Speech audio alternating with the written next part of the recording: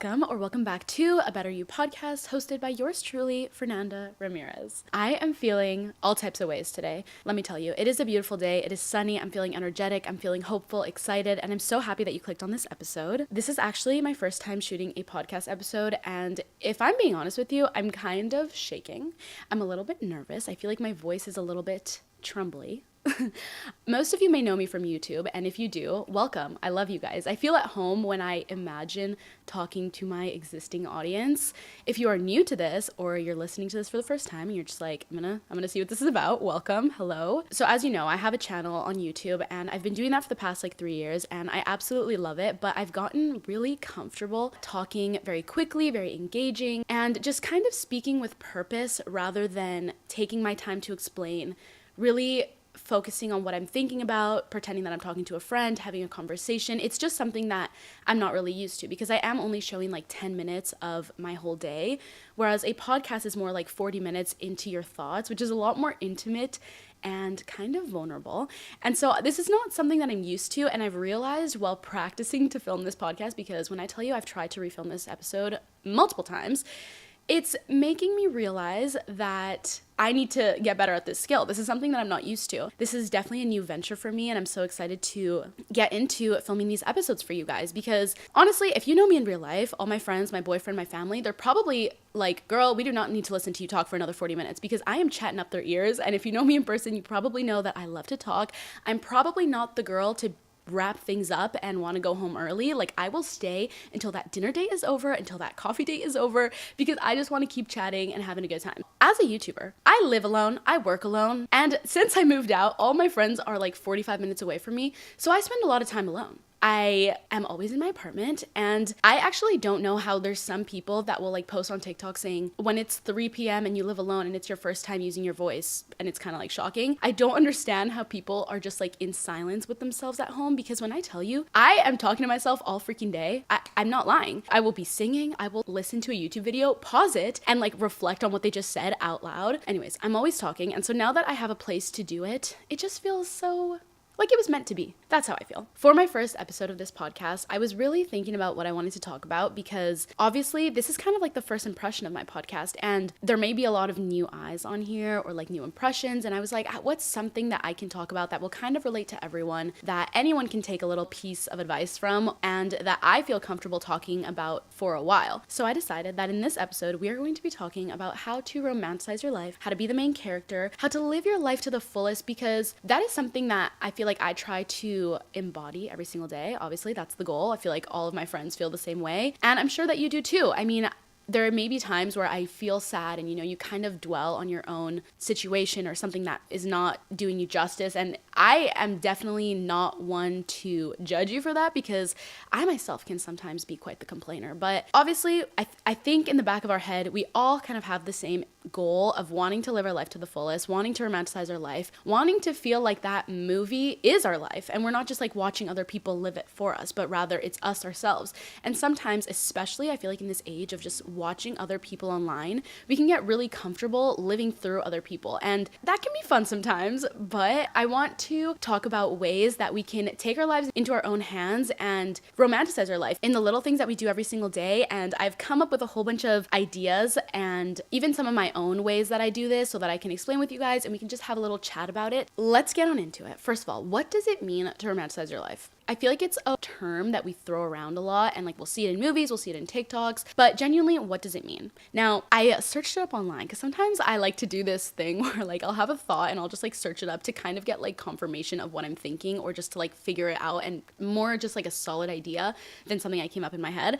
And so on the internet, it says that romanticizing your life means focusing on your own goals and achieving them. Romanticizing your life allows you to embrace change, learn new things, and helps you grow into yourself. I feel that's a pretty long explanation, but in my head, everything that you're doing is with intention, and you find the beauty in the little things, and you're being super grateful, and you're just happy to be alive. A lot of times we feel that there's no need to be extra, or there's no need to celebrate, or why would you put the effort into making something look nice when it's just for you? But doing those little things makes you excited about life and makes you excited for the next day. And literally waking up in the morning is like a reason to be grateful, because a lot of people don't get the privilege to age, and a lot of people don't get to wake up to their next day, or they don't have their health, or they don't have a roof over their head. So to me, that is what romanticizing your life means. And I feel like this is a tool, or like kind of like an idea that you can tap into when things in your life are not necessarily up to your expectations. I don't know if that made sense. For example, you're in school and you're just like, I freaking hate this, I don't want to be here. But using this little tool, you can kind of romanticize it and pretend you're like in a movie, or you're in Gilmore Girls, or you're maybe in a stage in your life where you're transitioning, and I don't know, you're like pretending you're in a Disney movie, transitioning life periods, and there's like a slow song in the background. I don't know. Okay, what I'm trying to say is, when something I feel like in your life is not ideal, or it's kind of boring, it's kind of mundane, and you're just thinking like, oh, what's next? What's the next thing gonna be? Like, oh, I just can't wait for this thing to be over. You are just like not even living your days to the fullest. So by romanticizing it, each day will be epic and you'll be grateful and happy to be alive. I might have just talked in a circle, but anyways, that is what I was trying to say. I wanted to talk about a few examples of how I would do this in my life. Ever since I was younger, I was blessed with very just like optimistic and positive parents. And let me just say, my mom is a Libra and I'm a Libra, and I think I got a lot of my Libra traits from her. And if you're not into zodiac signs or astrology, or I don't know, you're like a guy listening to this for some reason, that's probably like, oh my God, here she goes again talking about astrology. Yeah, I am, okay? She's a Libra, and Libras are known for being very aesthetically pleasing, for being kind of like daydreamers, hopeless romantics, and they love things to be pretty and balanced and just overall aesthetic, okay? She is the CEO of that. Ever since I was younger, for every single season, she would have new cutlery, new plates, new decorations for our house, and the seasons would feel so special to me because every season would come with like a new set of decorations in my house, or like a new set of recipes, or a new set of bed sheets. Anything like that, she would have. I feel like that has planted the seed in my head since I was younger to really embrace the seasons and put effort into what you're doing, because it makes you feel good. And I myself, I feel like I've taken that into my own hands as I've grown up, and everything that I do, I like it to look good. Another example would be, ever since I was younger, my mom would always tell me to wear jewelry, to do my hair nice, to wear a cute outfit. And although that may not be everyone's cup of tea, because obviously comfort over style, you know, it's not everyone's vibe, it did kind of get me to romanticize like going to school, or maybe running errands, or going to a family event, because I was excited to put my outfit together. I was excited to do my hair. I was excited to get my little earrings, my rings, my jewelry, match everything together. I was just excited to look cute. I show up to this wherever I'm going in confidence. If you feel good on the outside, you feel good on the inside. Everything is just a higher vibe. That would be another example. And I think a third example would probably be, oh my gosh, I have a good one. She would always listen to music when we were doing chores. And if you didn't know this about me, I am Mexican. My parents moved to Canada, I think probably like 25 years ago now. I feel like we could honestly make a whole episode of this on its own, where like I reflect on the fact that I'm probably the whitest washed Mexican, not by choice, okay, not by choice, but because I don't visit Mexico that often. And even though I do speak Spanish at home, I don't practice it regularly. A lot of my family members are in Mexico. Vancouver doesn't really have that big of a Latin American population compared to places like the US. Anyways, one of the things that brings me back to, I guess, my culture would be that my mom would always be playing Mexican music in the background. And I'd never even thought twice about it until now that I'm older and I don't live with them.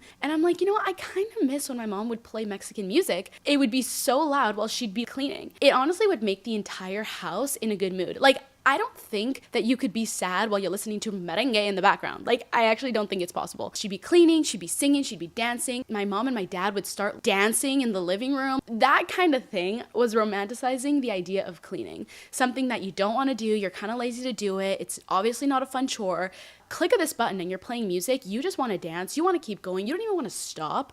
That's the vibe I'm trying to be. Now that I grow older, whenever I'm cleaning or I'm doing something that I don't want to do, I always play music to match the vibe, and it gets me so excited and it makes you feel like you're in a little movie. If you don't do this, you should, but I am just addicted to making a whole bunch of playlists on Spotify to whatever my mood is for the day or the activity. I have playlists for when I'm driving in the car and I want to listen to aquamarine music, or I'm in a cafe and I'm romanticizing my studying and I'm just like pretending I'm in Gilmore Girls, or I'm getting ready for a party and I want to pretend I'm going to Project X.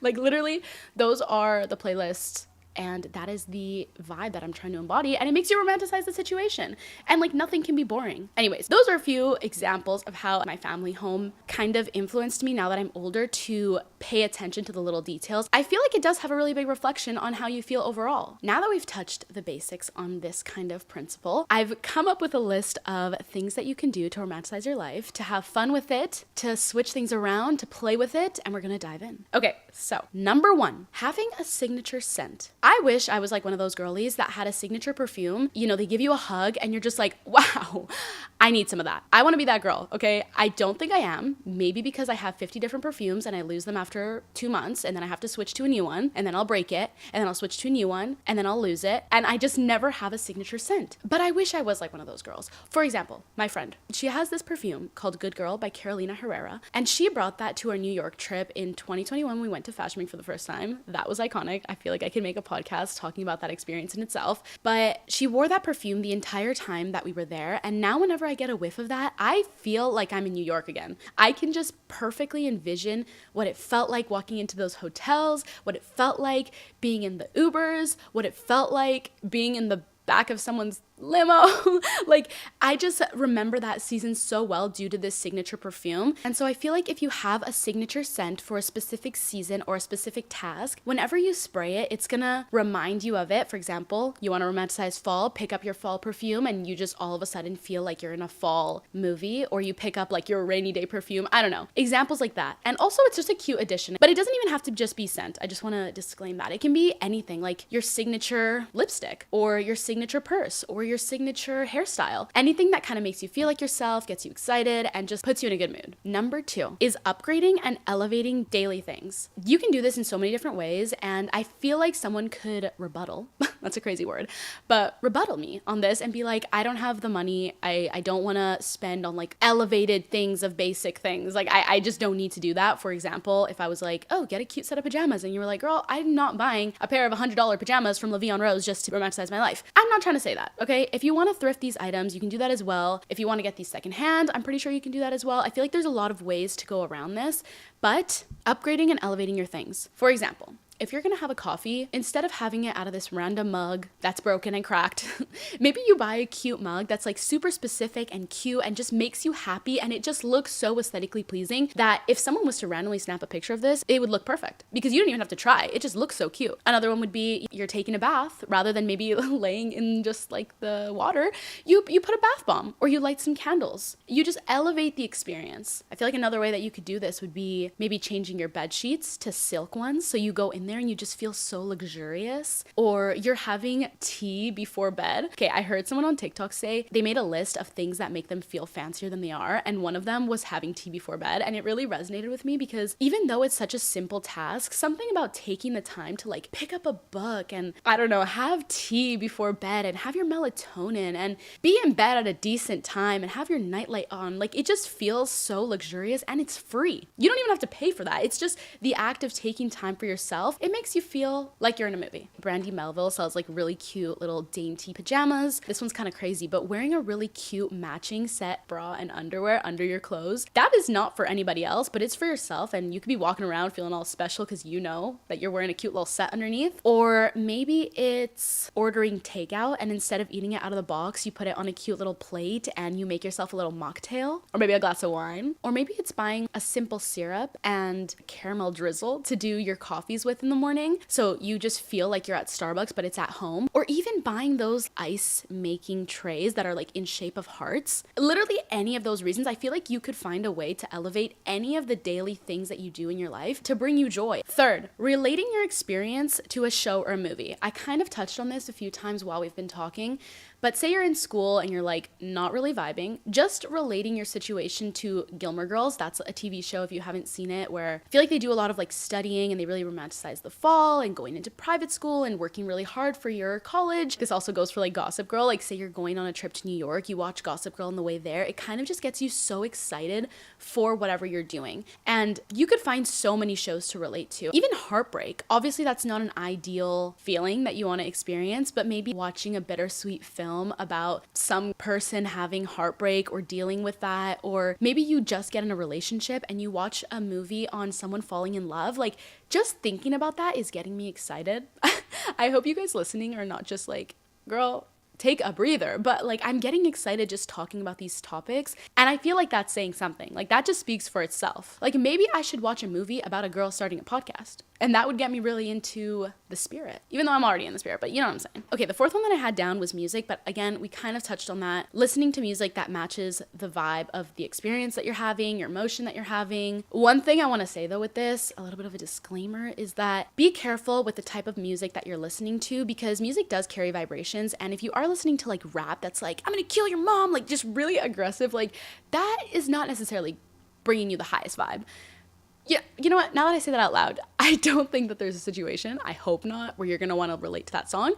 But I was trying to think of like what rap songs would say in them. You know what I'm trying to say. Sad music though. Be careful with that one as well, because sometimes it puts you in a sad mood that you didn't even have to be in the first place. Watch out with that. But also use it to your advantage, because there is also music that gets you hyped up and in a higher vibration if you are feeling down. For example, I talked about this in a YouTube video, but reggae music is apparently the highest vibrating music, and they're not wrong. Whenever I listen to reggae music, I want to get up, I want to dance, I want to be in the sun, I want to be in a bikini. Use music to your advantage and let it romanticize your life and tell your story, I guess, tell your emotion. Another one would be to hang out with people that bring the best in you, and people that are fun, people that have childlike souls, people that make you want to play and get you excited and are excited about life. Because I've been around a lot of people, and I think you guys can relate to this as well. You know when you hang out with someone and they're just bringing the vibe down.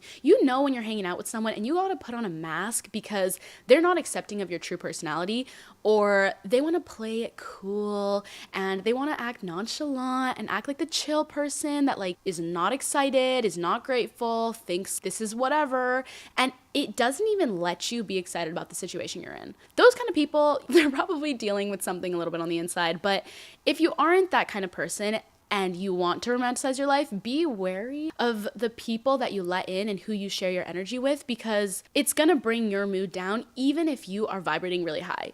Even if you're really excited about whatever you're doing, hanging around with people that are a low vibration will lower your vibration. It's simple as that. So hang out with people that make you want to have fun, that are like the type of people that want to roll in the grass with you. That might sound kind of crazy, but I would not be opposed to hanging out with someone like that, or that wants to do clay. Side note, me and my friends the other day, this is really funny, but I don't really know if this has to do with romanticizing your life, but I'm gonna tell you guys anyways. When I was little, first of all, I used to love crafts. I was a crafty gal. I actually wanted to start a craft YouTube channel, okay? Anyways, I feel like I got kind of disconnected from that crafty version of myself as I've grown up, because there was no need for me to make a duct tape wallet. I don't know. But anyways, I went into Michael's the other day and I found these like wooden houses that you could paint, and I thought they were the cutest thing ever. And I was like, oh my God, I'm just so inspired. Like, how fun would this be? Like, if all my friends painted this little house, we got polymer clay, which is like oven baked clay, and we made little versions of ourselves, and we got stickers and colorful paper, and we basically made like a little house, and like we made ourselves in it. If anyone has seen 13 going on to 30, kind of like the little house that the girl gets for her birthday, it's like a super detailed dream house. That's the vibe I was thinking of. So anyways, I bought all the equipment, I proposed the idea to my friends, and maybe they were like, what the heck, but they were so down.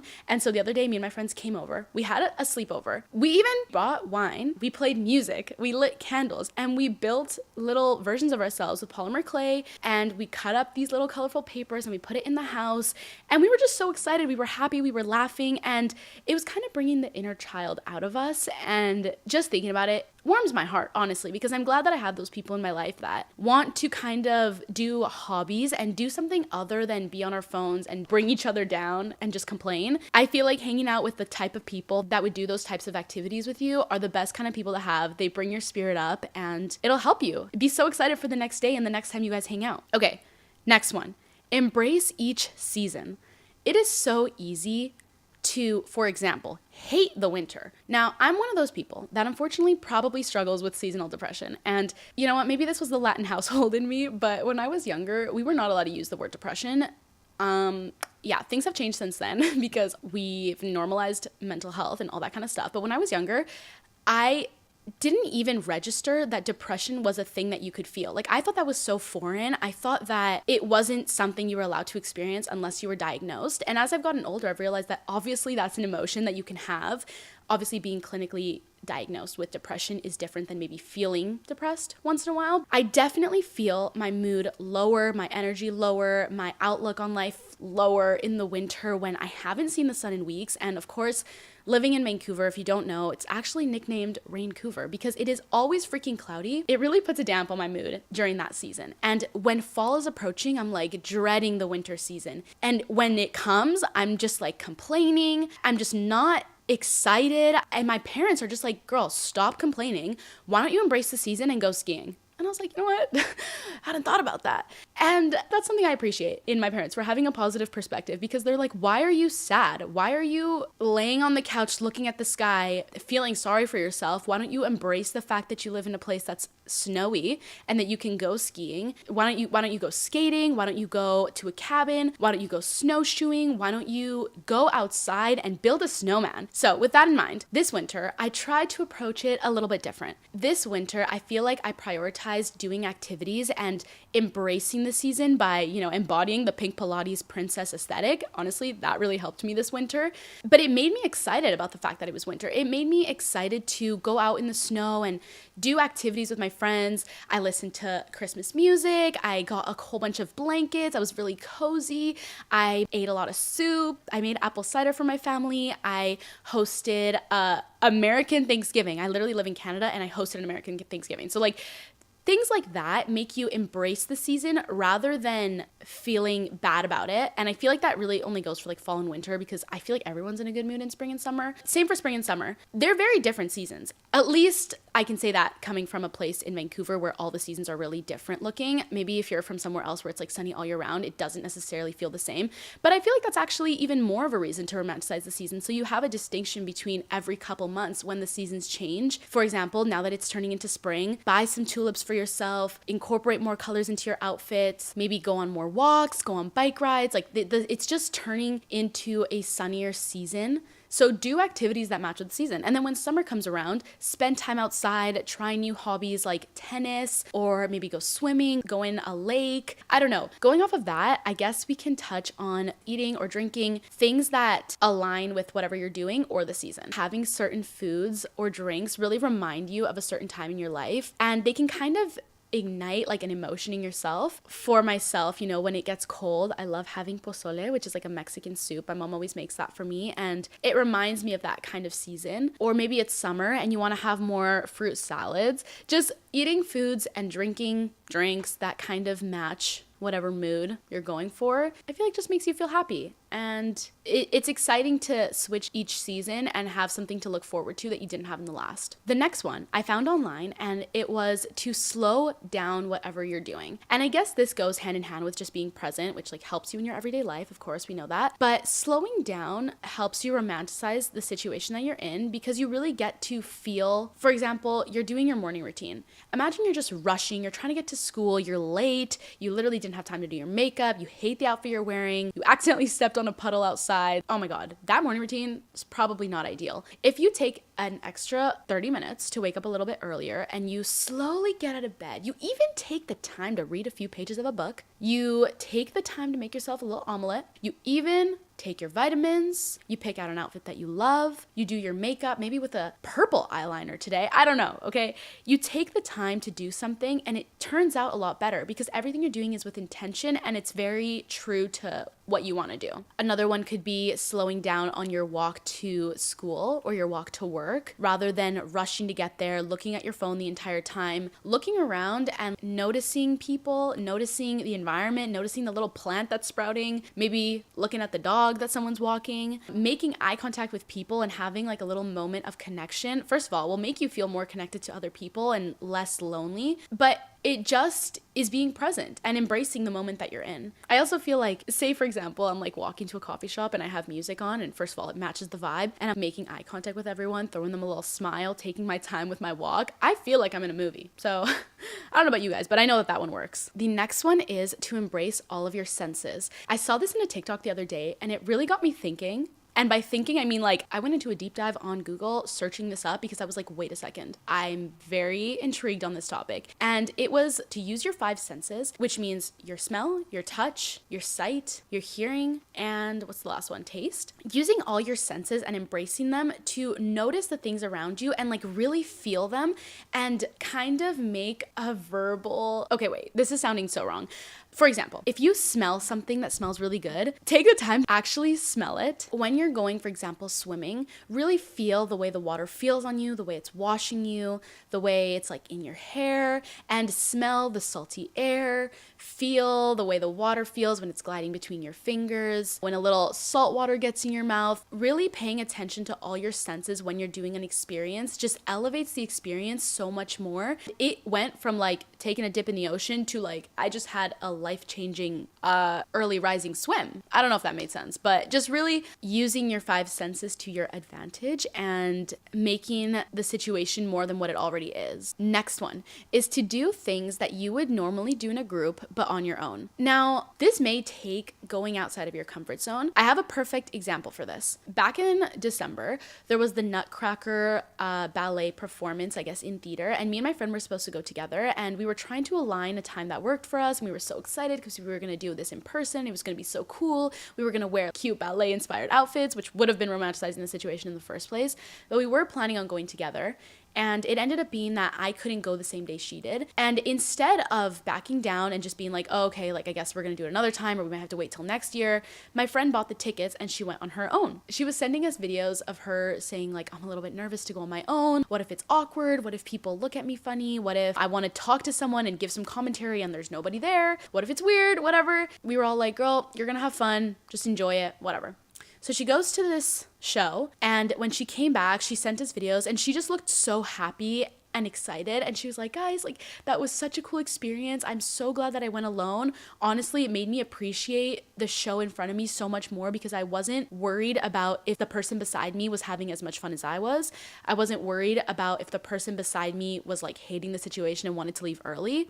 I didn't have to talk to anybody during the show, and I could truly just watch and be entertained and just sit back and relax. She said, I was just observing, I was people watching, and I'm so proud of myself for doing that on my own. Like, it was so fun, and I want to do that again, or I want to make that a monthly thing where I do that on my own. She was like, I felt like I was in a little movie, and that right there is one of those situations where doing something on your own is sometimes better than doing it with other people, because you don't have to worry about the expectations of anybody except for yourself. You just have to worry about having a good time, being present, and just enjoying whatever's in front of you. So, doing things alone rather than in a group of people could be a way to try something new that you don't even know if other people would want to do. It could be a good way to explore your own independence. I feel like I know a lot of my friends aren't very comfortable with doing activities alone, and maybe a lot of you guys watching are the same way. I feel like especially if you live with friends or you live with your family, it's kind of hard to get that independence, but doing activities on your own is not only going to make you probably happy, but also just teaches you some lessons along the way.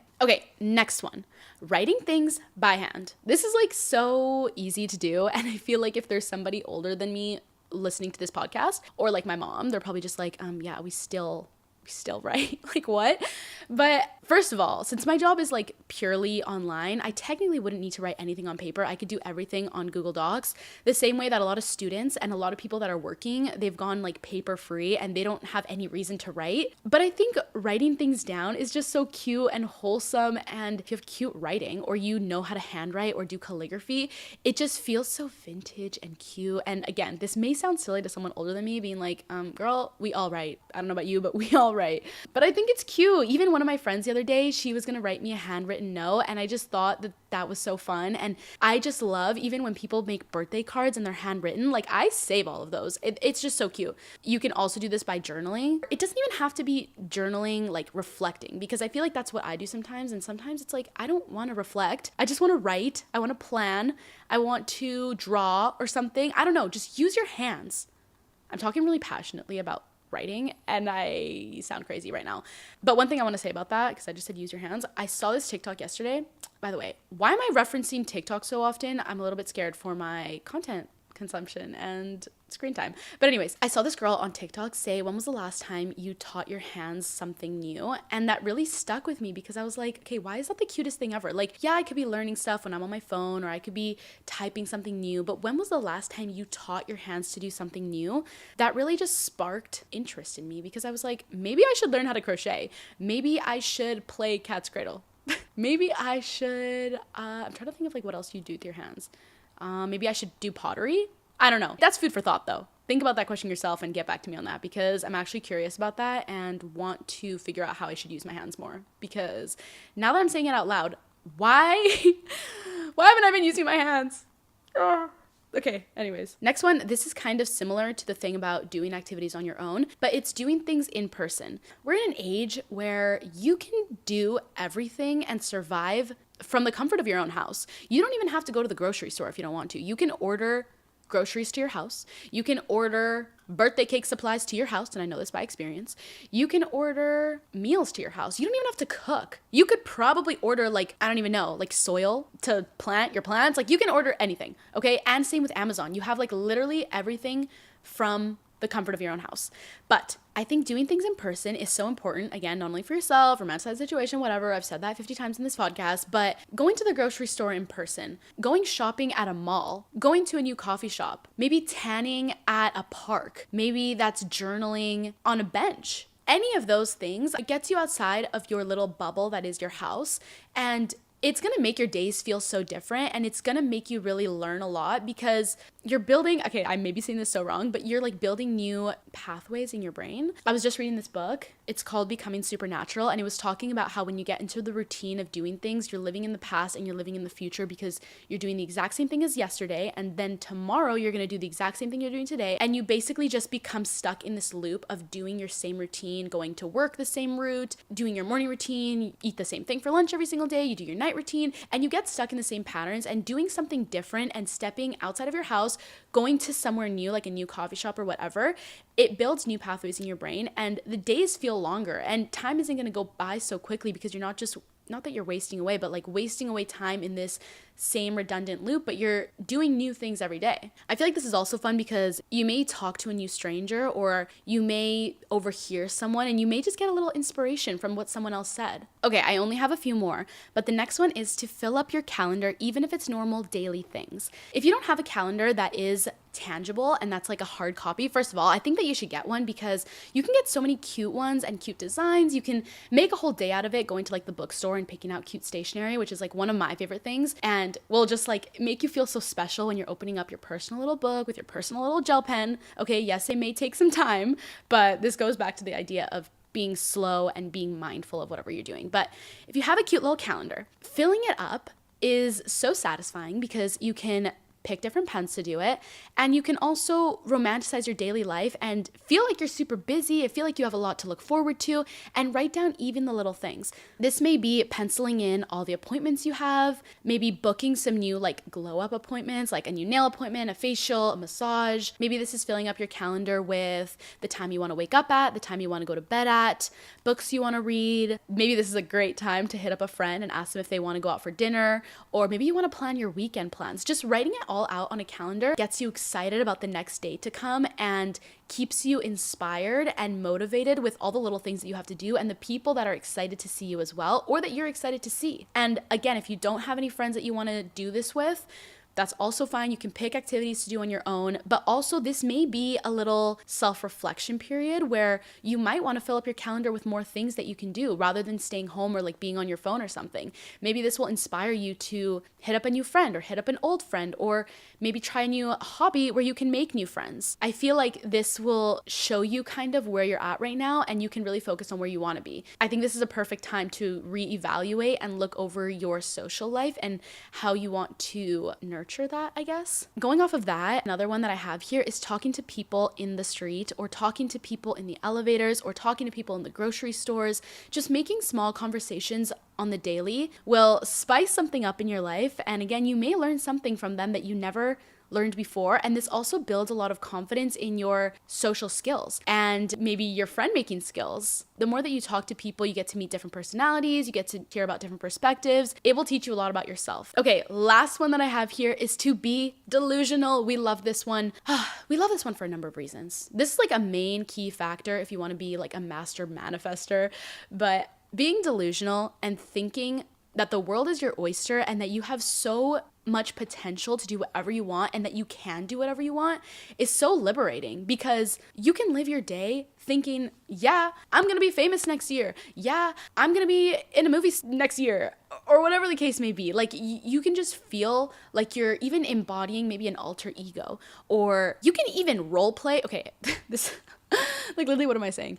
If you're maybe like feeling sad, imagine this, okay? You're role playing the happiest person that you could ever think of. It may feel like an act, you may feel silly, but tell me that that wouldn't ignite some sort of happy, positive emotion inside of you. It is literally the definition of fake it till you make it. If you feel like you are the cutest person on the block, you probably are gonna look like the cutest person on the block. And something that I wanna say about this isn't about being delusional, but I guess this goes into the whole fake it till you make it, have an alter ego, is that when I first started my YouTube channel, this is for the girlies that know me from YouTube, I make a lot of like self-care, how to be that girl videos. When I tell you, before I started my YouTube channel, nobody thought of me as that girl, okay? They thought of me as like some little crazy girl that like, I don't know, is very forgetful and kind of clumsy and says whatever.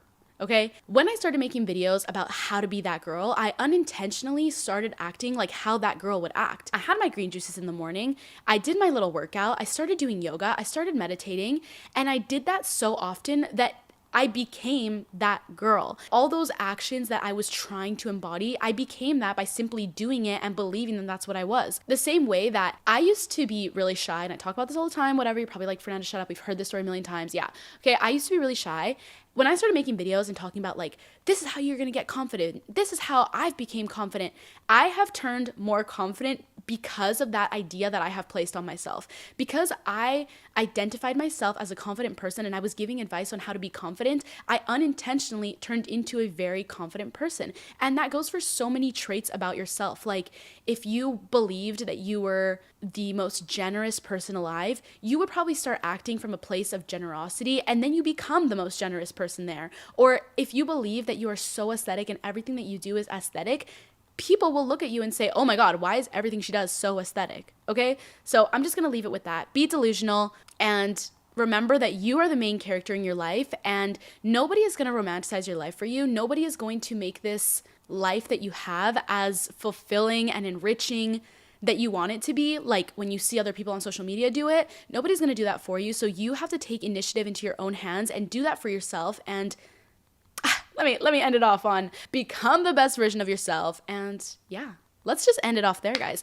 I'm so excited. I feel very inspired right now. I hope you're feeling that way as well. And I hope that you learned something or got a new different perspective out of this episode. I'm so happy and I'm so grateful for you guys. I can breathe. I've been talking for quite a while now, and I could keep going, honestly. But anyways, I love you guys. Thank you for listening to this first episode of A Better You podcast. I hope you stick around. I hope you subscribe. I'm not used to saying this, but I'm going to remind you guys to subscribe to this podcast. Give it a rate. If I were you, I'd give it a 5. Give it a review. I will love you forever and wish good luck to you if you do. And you guys can check out the show notes. I'll have a little more details in there, and make sure you follow the @abetteryou.byfernanda Instagram for this podcast. I love you guys, and I'll talk to you soon.